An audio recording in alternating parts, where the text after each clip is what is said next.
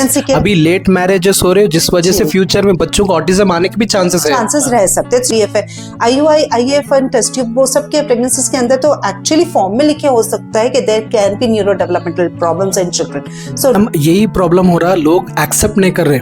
Means उन लोग को दिख रहा सिम्टम, मीन्स अच्छा हो जाता है शायद लेटर, ये एक एक्सेप्ट होप रहता है। सेकंड थिंग, क्या कोई अगर कोई ऑटिज्म भी बोला नहीं मेरे बच्चे को, वो पूरा ऑटिज्म नहीं है, मेरे फैमिली हिस्ट्री में भी नहीं है ऑटिज्म, सो मेरे बच्चे को क्यों आता, मैं तो अच्छा पैदा हुई, वो सब बोलते हैं। ऐसे पेरेंट्स को क्या बोलना चाह रहे हो जो डिले करने से आगे क्या प्रॉब्लम हो सकता है बच्चों में? ओके, इसमें 2 पॉइंट्स है जिसको मैं एड्रेस करूंगी। फर्स्ट है व्हाट आर द फैक्टर्स, कहाँ से ऑटिज्म या कहाँ से न्यूरो डाइवर्स थिंकिंग आती है या वो कंडीशन आता है।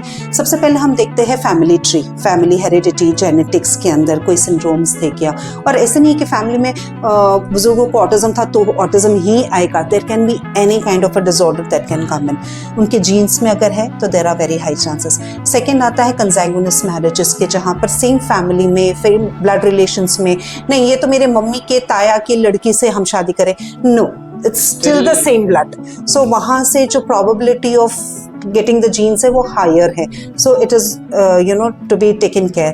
Third होता है mother की age, कि कौन सी एज में, after 30 the risk factors are high, तो वो है प्रेगनेंसी के। अभी लेट मैरिजेस हो रहे हो जिस वजह से फ्यूचर में बच्चों को ऑटिज्म आने के भी चांसेस रह सकते हैं। It's not only autism but any developmental disorder आने के चांसेस हो सकते हैं। फिर अगर मदर की एज अगर हाई है, फिर वो प्रेगनेंसी किस तरह से रही, नॉर्मल प्रेगनेंसी है, IUI है, IVF है, IUI, IF and test tube वो सब के प्रेगनेंसीज के अंदर तो एक्चुअली फॉर्म में लिखे हो सकता है कि there can be neuro developmental problems in children. So read the consent, when you are giving the consent, read it properly and then only sign on it. There are very high chances.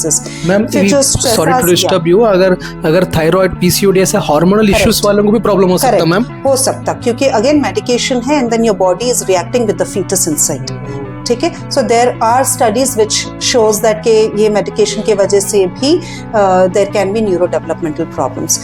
Parents को, जो pregnant lady रहती है, उनको stress होने से, psychological stress होने से, जैसे घर में लड़ाइयाँ हैं, हस्बैंड से नहीं जमता, इन लॉज के साथ नहीं जमता, काफ़ी रोते हैं, माल नरिश्ड है, ये सब भी कैन बी द कॉजेज।